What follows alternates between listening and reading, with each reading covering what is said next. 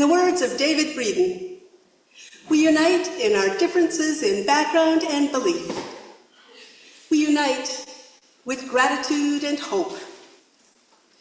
Hope for a world of differences. Hope for a world that honors difference. We unite in community with gratitude for difference. I invite you to rise and body your spirit to join our voices in our opening hymn, number 131, Love Will Guide Us.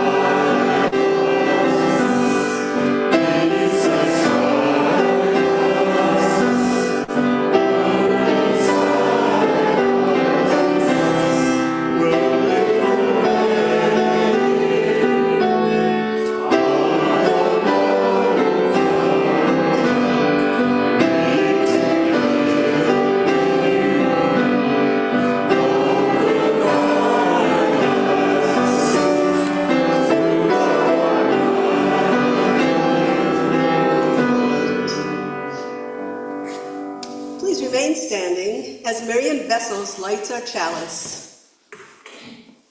In the voice of Francis Cozier, may we light this chalice this morning to remind us of the power and beauty of balance and contrast. It is darkness that can make the flame of a single candle so powerful, and light that deepens those shadows in turn.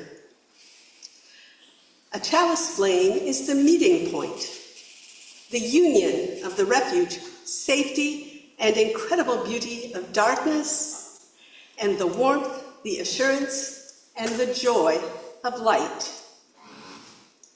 May this act of lighting our chalice this morning remind us that we are stronger together in all the complexities and the disagreements of relationship, because we are different.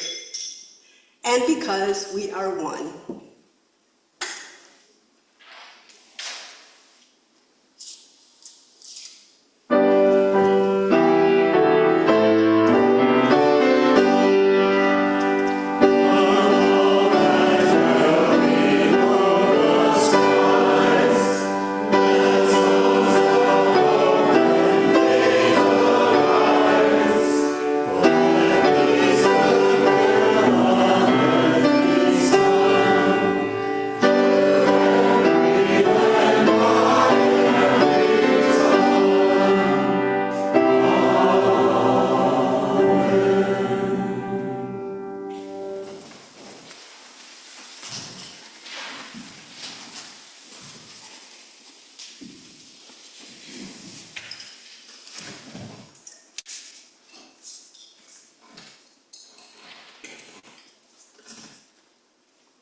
I will start with a story called I Am Human.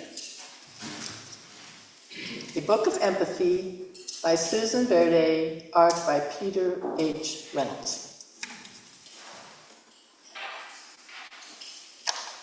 I was born a miracle. One billions, but unique. I am human. I am always learning. I'm finding my way and choosing my path on this incredible journey. I have big dreams. I see possibility.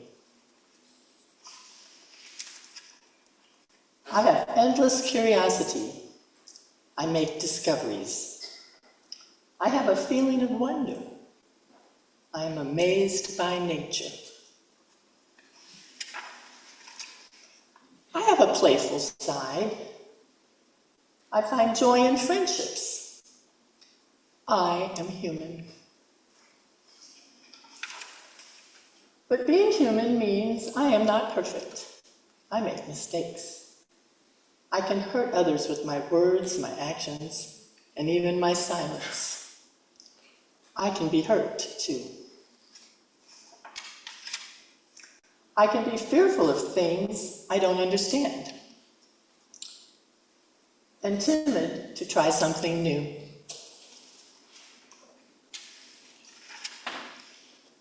I have a heavy heart when I feel sadness. I am human. But then I remind myself that because I am human, I can make choices.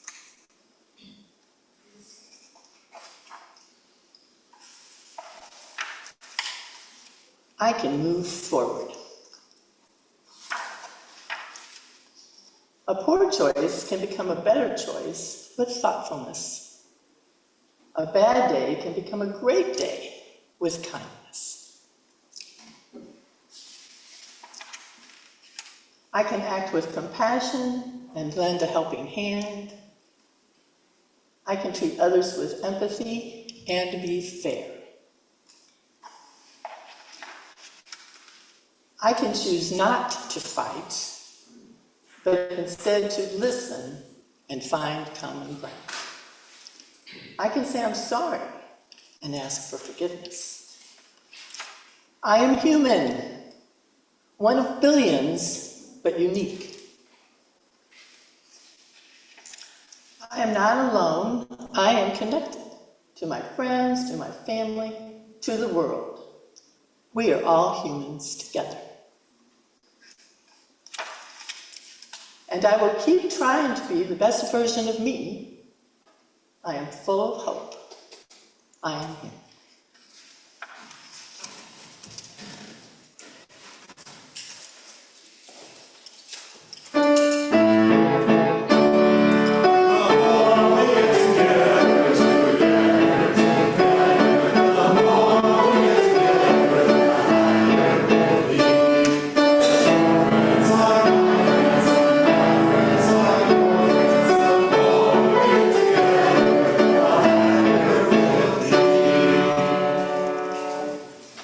Please remain seated for our prayer hymn, number 123, Spirit of Life.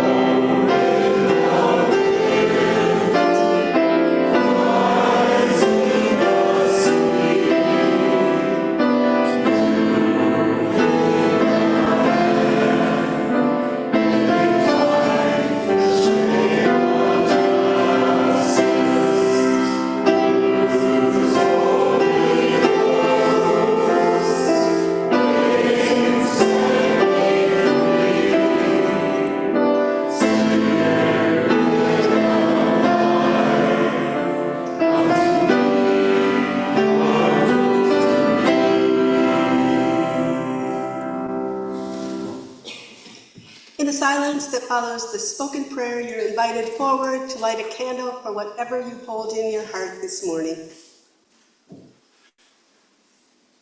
We lift up tenderly this morning Lisa Gibson's daughter and son-in-law who very recently lost their baby. May we hold the entire family in our communal embrace as they bear the heartbreak of this loss. And we hold up Sharon Roerig's gratitude for her successful surgery on Thursday. May her recovery be speedy, smooth, and complete. I light 2 candles now, one for Lisa's family and one for Sharon.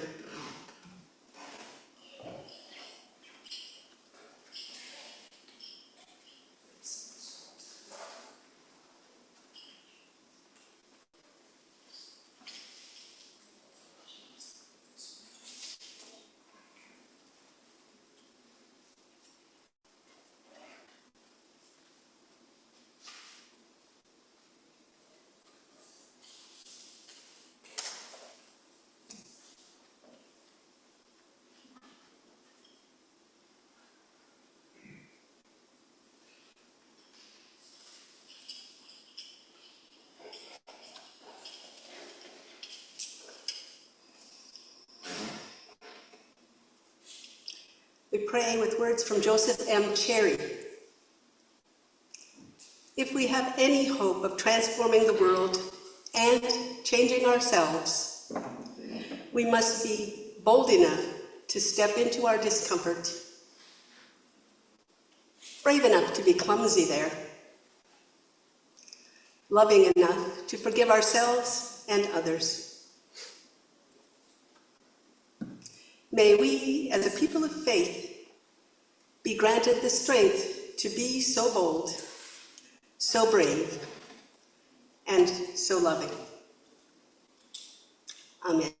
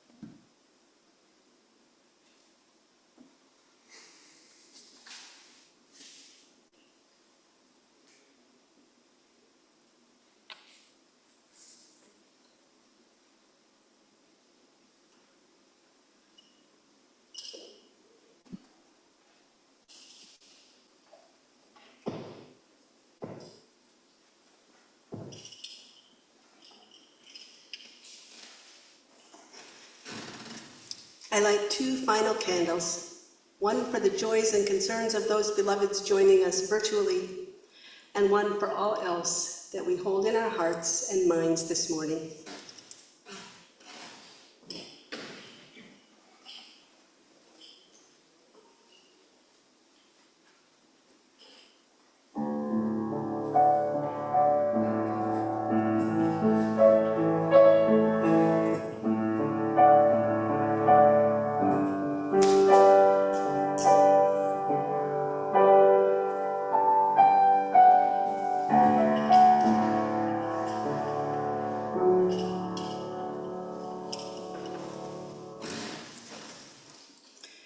If your heart is hurting, know that your community is here to help.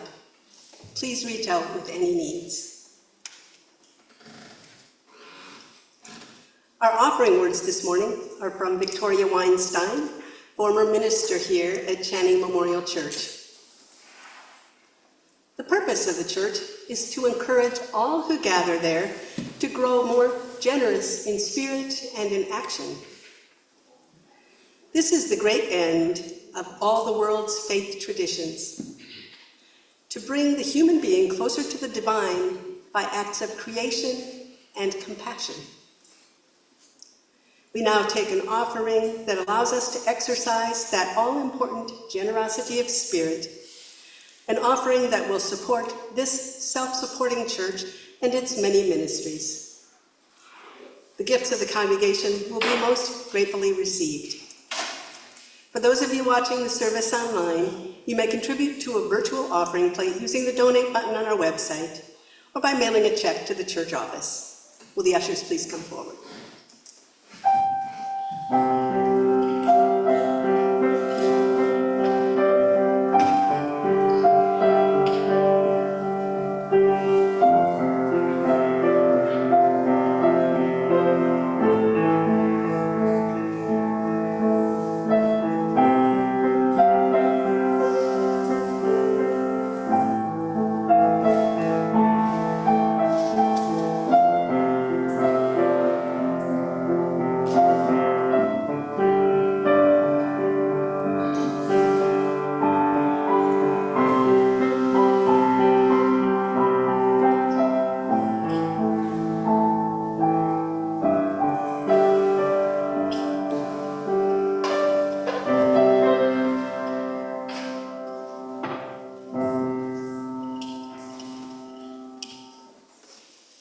And now we'll hear from Cindy Williams, our champion for this month's special giving opportunity.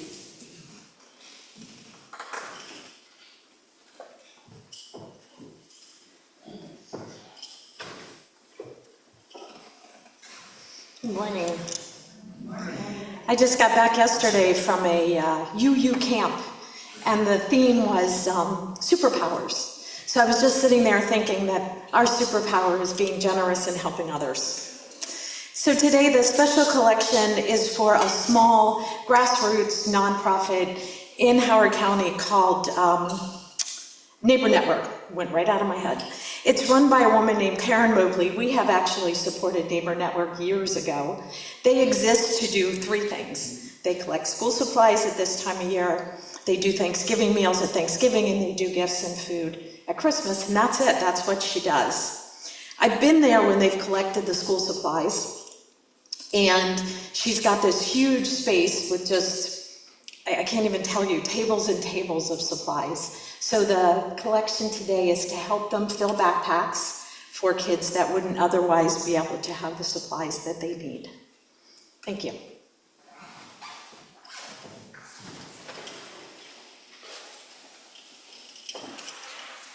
Thank you, Cindy. And if you'll be making a donation by check, please make your check out to Channing Memorial Church. And if you'd like, you can put something like Neighbor Network in the memo line. And will the ushers please come forward again?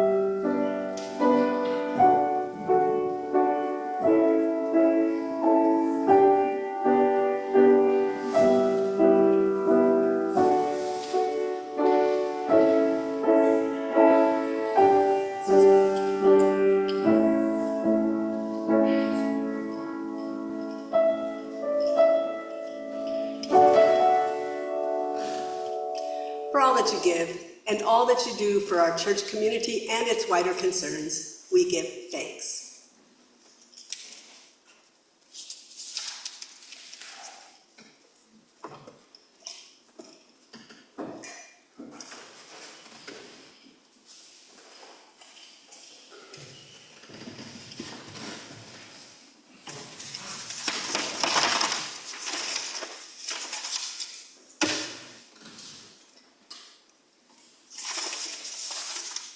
The first reading is Judge Softly.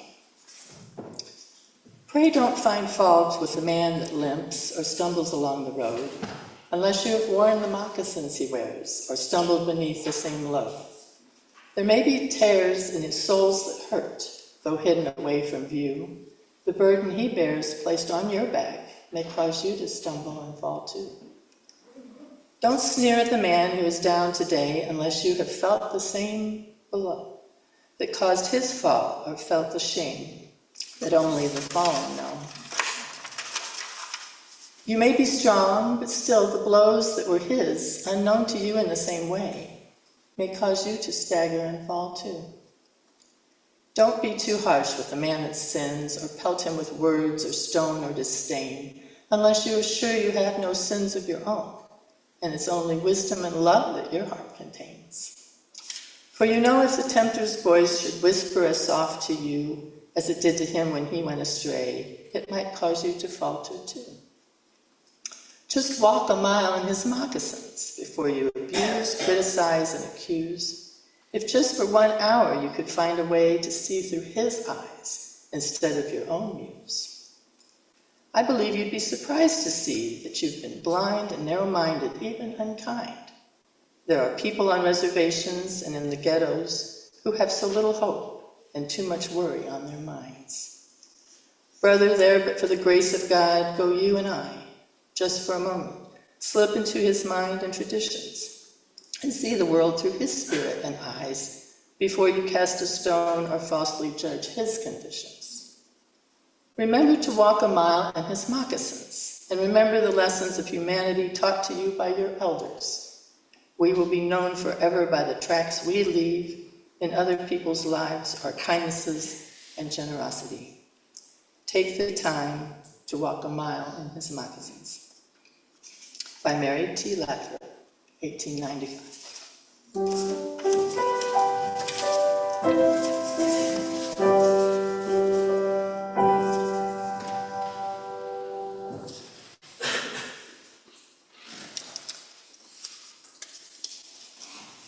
And this reading is from I Never Thought of It That Way, How to Have Fearlessly Curious Conversations in Dangerously Divided Times, by Monica Guzman. Conversation is by far the most powerful tool for understanding people across divides. Why is it so great? For starters, it is way, way more than just people talking.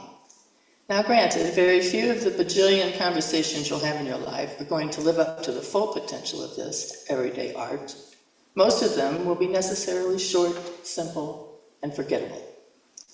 But when you do choose to make the most of what conversation is capable of, finding yourself in exchanges with their own energy and momentum, what begins as a passing meeting of minds can grow into something transformative and unstoppable. Something that even quietly and subtly can build, maintain, or cross bridges that span the gulfs between us all.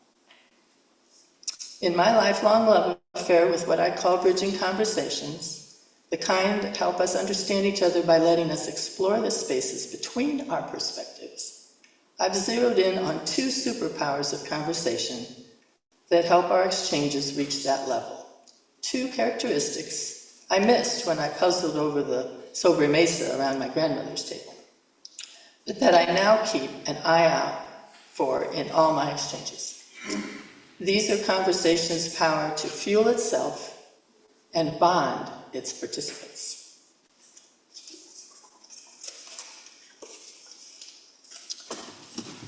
I invite you to rise and body your spirit to join our voices in hymn 170, We Are a Gentle, Angry People.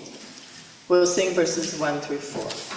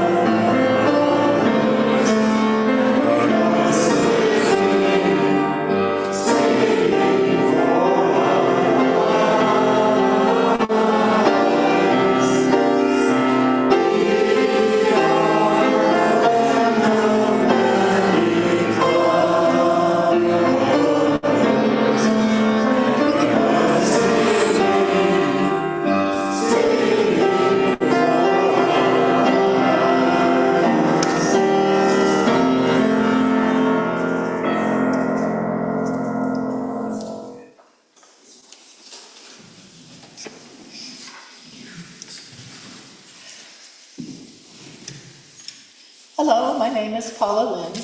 I'm not wearing my name tag. I hope you like the story, I Am Human.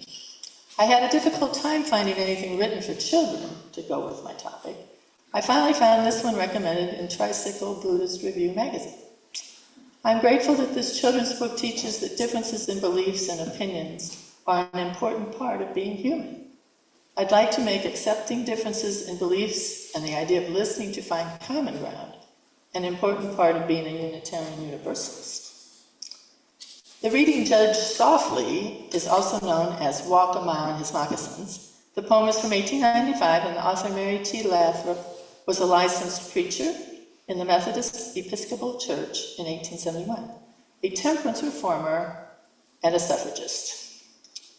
The reading from Monica Guzman's book, I Never Thought of It That Way, How to Have Fearlessly Curious Conversations in Dangerously Divided Times, is where she defines bridging conversations. And I would use her book to help teach so that we may learn how to have those conversations with the power to fuel itself and bond its participants. Let me share a little of my backstory. I have left Unitarian Universalism twice and come back both times. I first found Unitarian Universalism when I started attending UU Annapolis in 1992 with my husband and preschool-age son. We became members right away and then resigned 2 years later. We felt driven away from Unitarian Universalism, and that is why I'm telling you this story. The reason we felt driven away from UU Annapolis was because there was a very anti-Christian mindset, which the then Reverend Fred Muir explained to me as wounded Christians making up the majority of congregants. I found Channing Memorial Church, UU, in September 2003, and then found a job at Unitarian Universalist Congregation of Columbia, UUCC, in March 2004. I enjoyed connections at both congregations for 12 years.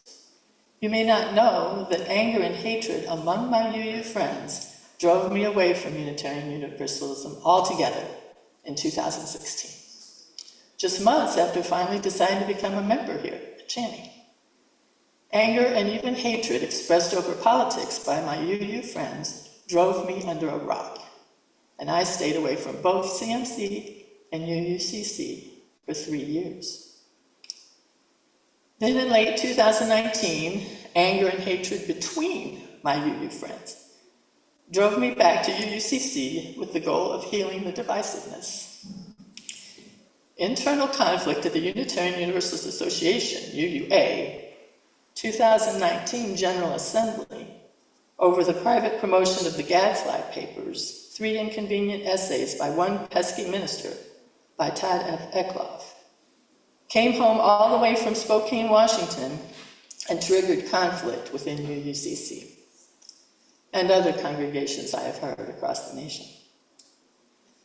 I do not know the whole story or the details of that harm because I was still under a rock. However, as a former staff leader, I wanted to understand what were the differences that were causing members to leave, key staff to resign, and others to feel betrayed. So I joined both sides of the conflict. One side was a pro-Fourth Principle group that formed nationwide and locally, and the other was UUCC leadership defending the UUA's actions that some witnesses believed were not in keeping with the Fourth Principle, a free and responsible search for truth and meaning. So that's why this topic is so key for me. What I mean by bridging differences is hard to explain.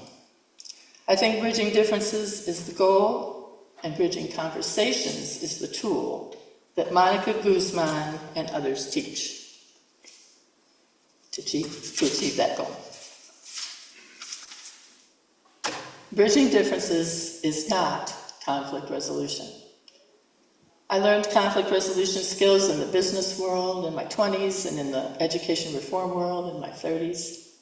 When conflict drove me back to UUCC, I was late to their conflict resolution process and decided one way I could help was to take the Howard Community College course on conflict resolution. The teacher was active in restorative justice and taught from several well-written books on the subject. What I learned from her was that defending my perspective is the habit to break because it escalates the conflict. Wow, so defending my opinion escalates the conflict? I've lived my whole life defending my views and listening to others defend theirs. I have even joked that if the other, usually my husband, still doesn't agree with me after I explain the first time, I think if I just reword it or reframe it or give more examples, then they will agree. Thankfully, my arguments in the past did not escalate into what we think of as conflict. If I had used bridging conversations, on the other hand, I would have noticed where we disagree and asked curious questions to better understand the other's viewpoint. And best case scenario, they would do the same for me. Then better understanding of both sides could lead to discussion of value priorities. So conflict resolution's goal is resolution. My professor taught by 5 approaches: avoidance, a favor, accommodation, competing or fighting, compromise, and cooperation. Bridging differences' goal is understanding and accepting the differences in belief, as expressed so well by the poem Judge Softly. UUCC leadership did the best they could with the tools they had. I believe the UU Church of Silver Spring offered a workshop in March 2020 in response to the General Assembly 2019 conflict. I attended this workshop called Conflict Transformation in congregations, representing the fourth principal group at UUCC. It would have been useful if we could have practiced together in class and when we returned to our congregations, but the pandemic put those plans on hold. Sadly, I didn't learn about bridging conversations from Monica Guzman's book soon enough. Then in 2022-2023, there were UUCC workshops to create various committees on right relations, including a conflict management ministry. I helped implement that ministry and volunteered to be the contact.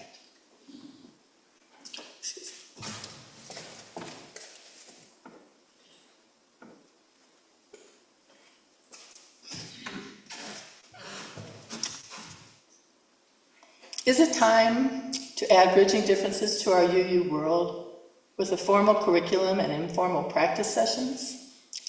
How can we start creating tools that fit with our new values and covenant that lists pluralism as a priority value for Unitarian Universalists? It restates our fourth principle, quote, "We celebrate that we are all sacred beings diverse in culture, experience, and theology. We covenant to learn from one another in our free and responsible search for truth and meaning. We embrace our differences and commonalities with love, curiosity, and respect." I love that. We embrace our differences with love, curiosity, and respect. That is what I've been seeing so many places. We have embraced so many innate differences that we are ready now to embrace our differences of perspective, our search for truth and meaning. I have learned some tools for bridging and had several opportunities to practice through Braver Angels and their efforts to bridge the red-blue divide. But what we are experiencing within is not a red-blue divide. I believe it is more of an authoritarian versus libertarian divide. In 2018, it was the authority of the UUA versus the liberty of our fourth principle. As part of the process to revise our UUA covenant and values this past June, we had heated debate nationally over losing that fourth principle within the value of pluralism. 2 amendments would have added additional values: reason and the responsible search for truth and meaning, and peace as a UU value, but were voted down. Another amendment would have added equity calls us to listen, understand, respect, and respond to one another, but failed to gain enough votes, according to an article in UU World, June 23rd, 2024. So there are differences within our organization still. Monica Guzman published her book, I Have Never Thought of It That Way, in 2022, and I've been looking for people to help me implement her bridging tools ever since. Some of you have shown interest, and I haven't gotten back to you until now. Now the time is right. There are so many resources out there that I want to tell you about them all, but I will save that for when we get together to create a course for UUs everywhere, if things go well. Then with a course to offer, we can teach the methods and then practice them in our safe, loving community. And then take our skills and tools out into our places of differences, such as our personal relationships with friends and family, and social justice projects. I believe Unitarian Universalists are the best population of people to further this movement because of our history of bridging differences in beliefs based on gender, race, sexual orientation, and other innate differences. We know how sorting and othering based on these differences hurts. We know how othering can lead to dehumanizing, which can lead to violence. We have been historically courageous enough to express our differences in belief under challenging times. We are not limited by the authority of church dogma. We also are aware more now than ever that our beliefs can be associated with political polarization, which then can cause division within our friendships and family. I have had conversations with some of you about these personal divisions and know we all would benefit from tools to bridge that. And I believe that centering on love, instead of our previous center around democratic principles, means listening to the other side, looking for understanding, and finding common value priorities. I want to believe that bridging will bring more young people to Unitarian Universalism. If not on Sunday, then every day that they use bridging tools that they learned from our materials, our workshops, and our offerings of every kind. We can provide a safe place to practice bridging conversations. We have provided a safe place to express all our innate differences, and this is the next step. Just last Sunday, the new UUCC board president, Laurie Coultry, asked me how the conflict management ministry was going. And I told her my theory of why no one has come forward to resolve conflict. I think conflict management has a negative image, and UUs want to help others, not ask for help for themselves.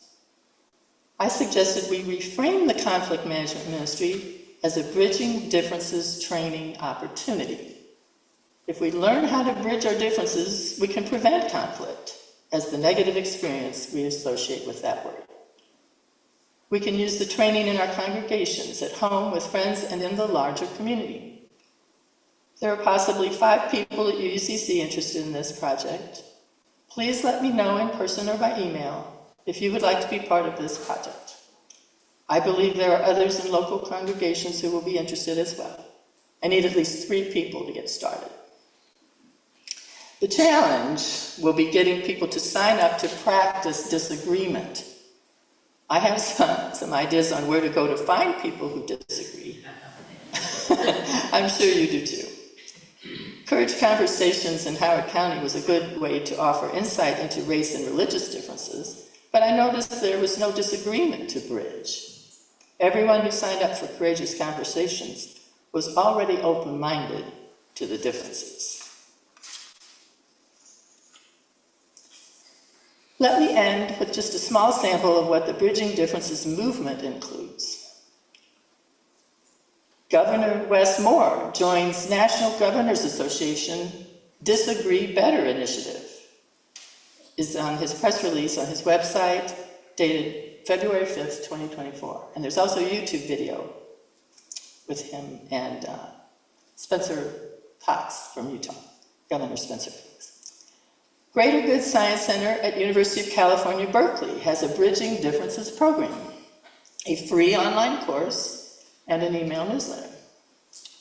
Bridge USA, the Youth Movement for Better Politics, is another organization. They say, join the fight against political division, a group facilitating youth groups at the college and now high school level. Most of these resources are focused on political polarization, but I believe the tools for bridging can be tailored for use in social justice projects as well as in our personal conversations. That is why I would begin with taking the UUA ethics course, What We Choose, Ethics for Unitarian Universalists, which some of us took in June 2014 with Reverend Susan Lamar. That course is available on the UUA website and would be an excellent place to start by revising how we teach it with time to practice bridging conversations. If you disagree with anything I've said, please let me know, and we'll have a bridging conversation about it.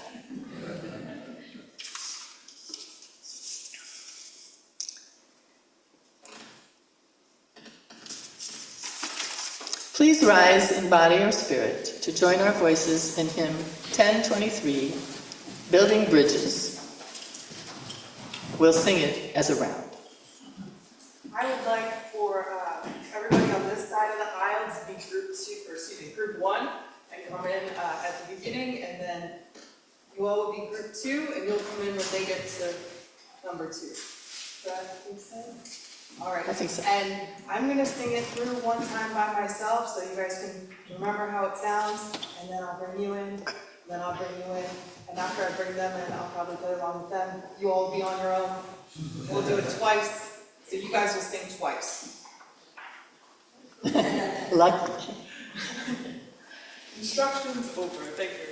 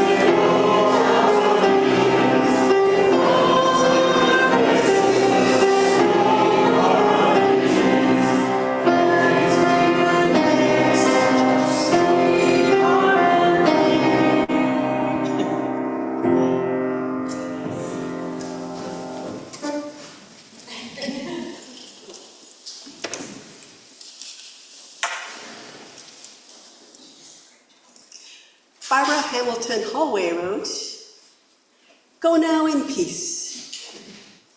Deeply regard each other. Truly listen to each other. Speak what each of you must speak. Be ready in any moment to disarm your own heart, and always live as if a realm of love had begun." So be it. Blessed be. Amen.